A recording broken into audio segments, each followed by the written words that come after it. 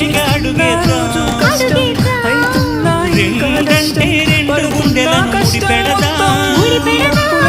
మూడంటే మూడు ముళ్ళేసి నాలుగు కాలాల పాటు కలిసుందా.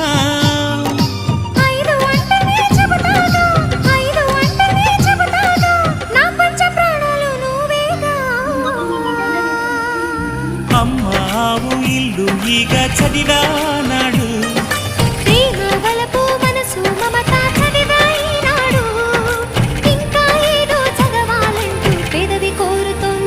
భలేగా కొత్త చదువు చదువు, ఇలా నా ముద్దు కవిత చదువు, చెలి మురిపాల కథలు చదువు.